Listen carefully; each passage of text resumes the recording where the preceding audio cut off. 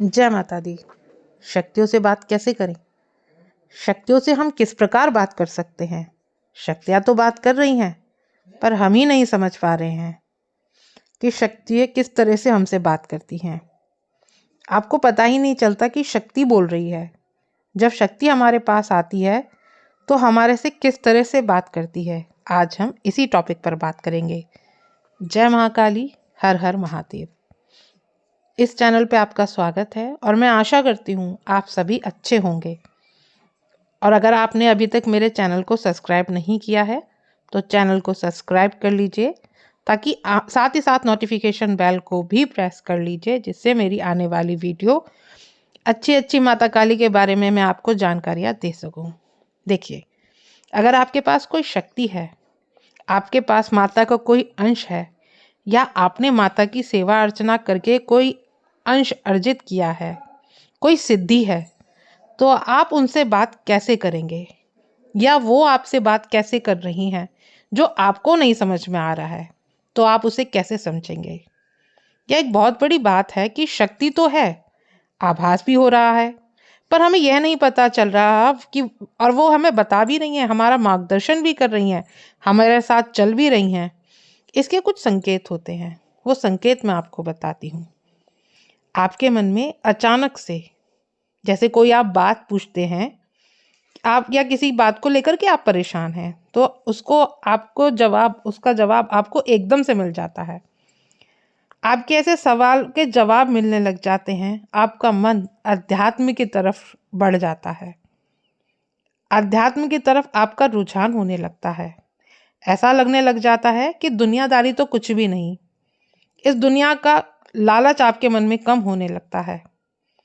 इतना आसान नहीं है एक साधक बनना। आप सोचें कि साधक बनना बहुत आसान है। ठीक है, साधक बन जाएंगे, मंत्र जाप कर लेंगे, पूजा कर लेंगे, लेकिन फिर भी माता काली बहुत तरीके से आपकी परीक्षाएं लेती हैं। तभी वे आपको अपना भक्त चुनती हैं, आपको तभी अपना भक्त स्वीकार करती हैं। अगर आप मान लीजिए आप किसी के घर गए हैं, वहाँ पे आपको खाना दिया गया है, आप खाना खा रहे हैं, या आप कुछ भी कार्य कर रहे हैं और आपके मन में अचानक से एक ही बार में एक ही आवाज़ आ रही है और बार बार ये आवाज़ आ रही है कि यह खाना मत खा, ये तेरे लिए सही नहीं है, तो उस बात को सुनिए, उसे इग्नोर मत कीजिए। यह आपकी शक्ति ही है जो आपको बता रही है, जो आपका मार्गदर्शन कर रही है, यह आपको संकेत दे रही है। एकदम से आवाज़ आती है कि यहाँ से चला जा, यहाँ नहीं आना है, तो यह भी आपकी शक्ति ही आपको बता रही है, यहाँ से जाने के लिए, यहाँ से निकलने के लिए कोई ना कोई खतरे का एहसास उन्हें होने लगता है, आपको घटनाओं के बारे में पता चलने लगता है, तो वह शक्तियाँ ही हैं जो आपसे संपर्क साध रही हैं। अभी अभी आपने नई नई शुरुआत करी है, इसलिए आपके पास थोड़ी थोड़ी है। आपको बता रही हैं, एकदम से आपको पता नहीं चलेगा, लेकिन जब आप बहुत ज़्यादा मंत्र जाप करने लगेंगे, पूजा पाठ करने लगेंगे, तो आपको बहुत अच्छे से अपनी दिव्य दृष्टि से दिखाई भी देने लगेगा।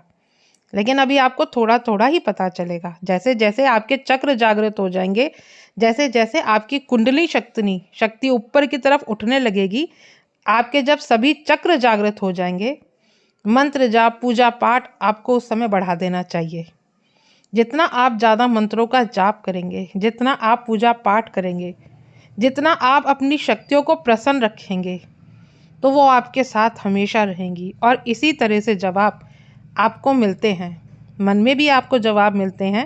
आपके ऐसे बहुत सारे कार्य होते हैं जो आपके लिए अच्छे नहीं हैं, आपके मन में आवाज़ आ जाती है कि ये कार्य सही नहीं है। मान लीजिए आप कोई जॉब ढूंढ रहे हैं, या आपको कोई मकान खरीदने के लिए जा रहे हैं, या जो भी आप किसी भी कार्य के लिए जा रहे हैं, तब अगर आपके लिए वो अच्छा है तो शक्ति आपको आवाज़ देंगी कि हाँ खरीद ले, ये तेरे लिए बहुत अच्छा है।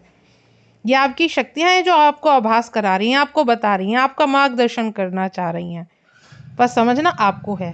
देखिए, छोटी छोटी बात आपकी शक्ति आपको बताती है, हर एक छोटी से छोटी बात। जैसे मान लीजिए आपका कोई सामान है, या वो कहीं सामान आपका रह गया है, किसी दुकान पर छूट गया है, तो भी आपको शक्ति आपको बताएगी कि ये तेरा सामान वहाँ छूट गया है, तेरी चीज़ ये वहाँ रह गई है। इसी तरह से शक्तियाँ बताती हैं।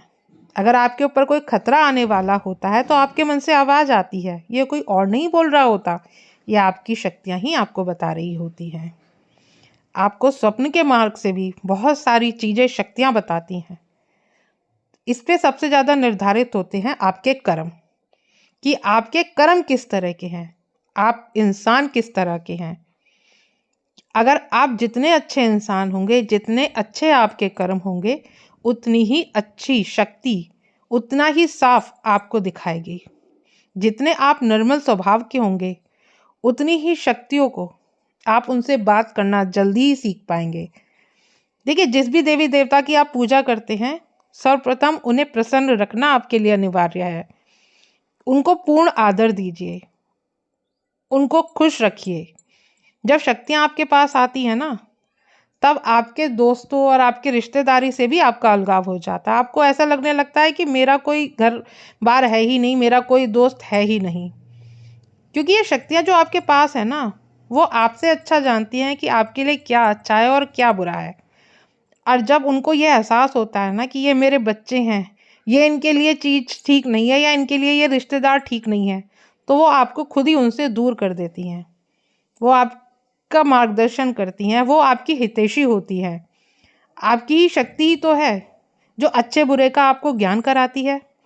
आपके घर में जितने भी लोग हैं, जितना भी आपका परिवार है, मम्मी पापा भाई बहन, बीवी बच्चे या हस्बैंड, जो भी हैं, उन सबका ध्यान शक्ति ही रखती है। ऐसा नहीं है कि आपकी शक्ति सिर्फ आपका ही ध्यान रखती है।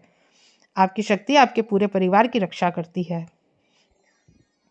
क्योंकि जिस घर में भी जो भी परेशानी अगर आती है तो वो सब उन दूर करती हैं, वो संकटों को हरती हैं, सबके साथ रहती हैं, सबके अच्छे बुरे का ध्यान रखती हैं। इसलिए जो शक्ति है वो कभी भी आपका साथ नहीं छोड़ती। तो आपको हमेशा अपनी शक्तियों को खुश रखना चाहिए, उन्हें उतना ही आदर सम्मान दे जितना आप अपने परिवारजनों को देते हैं या जितना आप भगवान को देते हैं। क्योंकि कहीं ना कहीं वो उन्हीं की सेवा का फल है जो वो अंश आपको प्राप्त हुआ है। आशा करती हूँ वीडियो आपको पसंद आई होगी। वीडियो को लाइक शेयर करें। मिलते हैं नेक्स्ट वीडियो में। जय माता दी।